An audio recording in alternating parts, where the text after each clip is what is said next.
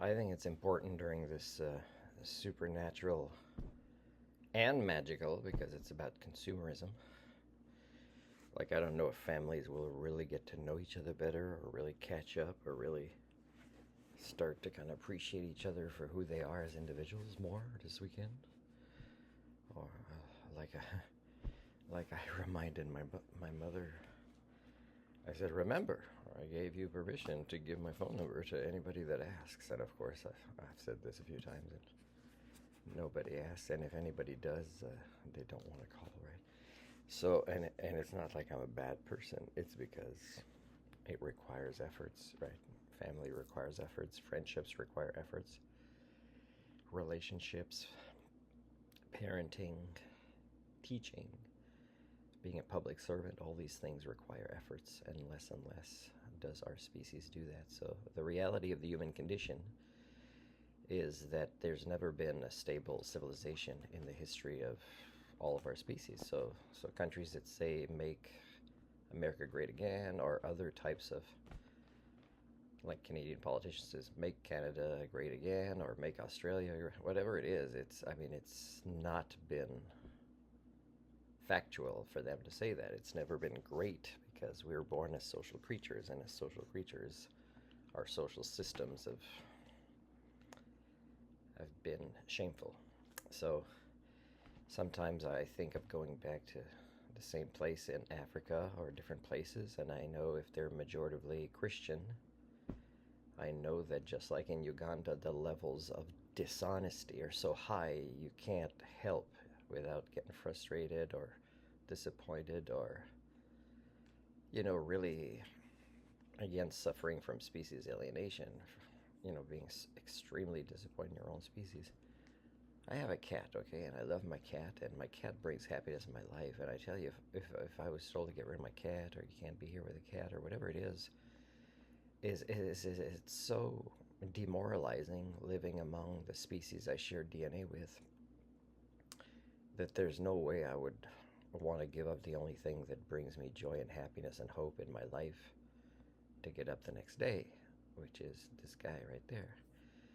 So I don't think people primates understand this, right? Because if you look at what economists or politicians are calling developed countries or underdeveloped countries, which are poorly defined because they're not defined as its inhabitants who are social creatures, to assess for healthy social systems, because we don't have any here either. They're assessed for, infrastructure and things like this, right? But the thing is often there's beaver shit. Oops, beaver shite. Maybe is less of a swearing word. And really, like, people are still talking whether we should allow our health system to go towards being privatized.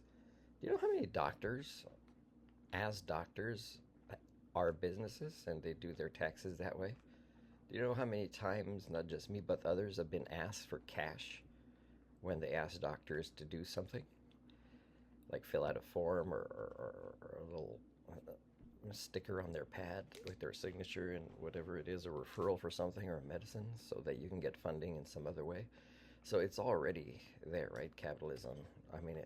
One way to solve the problem in healthcare is get rid of the greed in doctors, and that means them taking sensitivity training and making the Hippocratic Oath a lot more serious and with consequences. But again, that requires sentience and sapience to problem solve based on the foundations of reality. We don't have that. So the state of the human condition is you see countries that are extremely poor in their cultures and how they treat their own. And sometimes they're very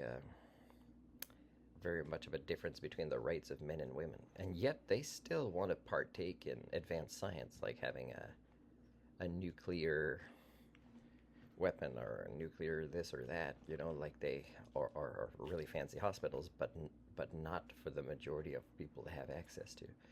So this is now, and this will always be the reality of the human condition, is you can't seem to get out of the oppression of your own people.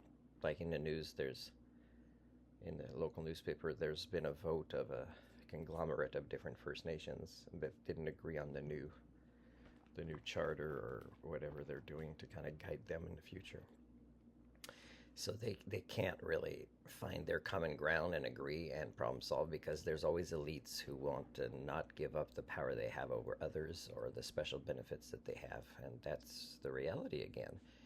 The concept of slavery has just been painted a new color. It's never really gone away, and it's not something that our species as a whole will succeed in moving out of.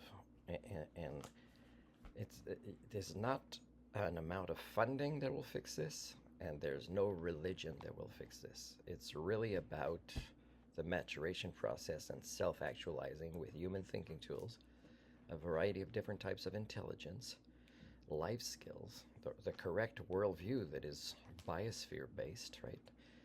Because if we're going to solve our problems, we need to kind of have a common enemy, and the common enemy is what's wrong up here. I've been telling you this. It's our HSD. That's the common enemy. We all have it, and we all need to cooperate because we all live on this planet. That's what we have in common.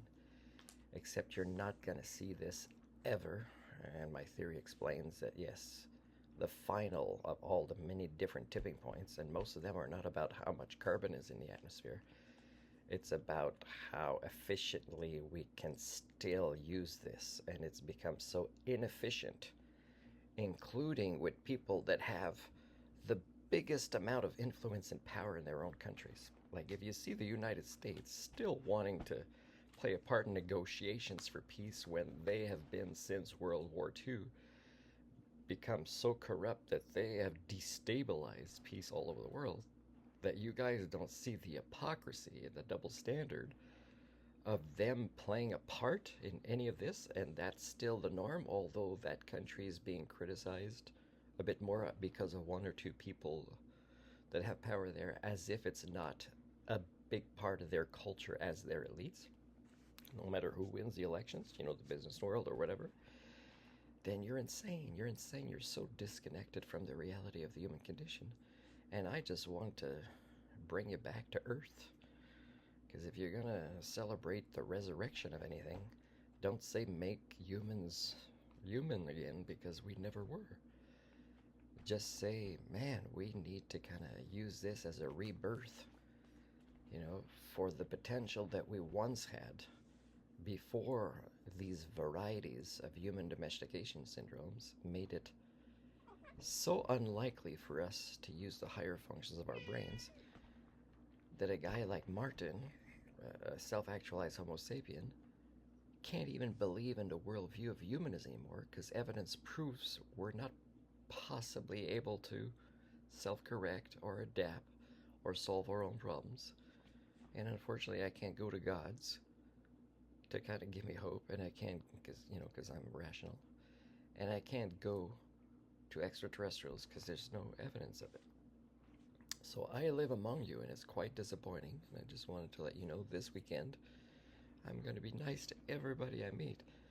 And if somebody's not nice to me, they'll be confronted with appropriate conflict resolution life skills, not anger or emotional outbursts or violence, and not fighting for my rights to own a gun or a nuclear weapon.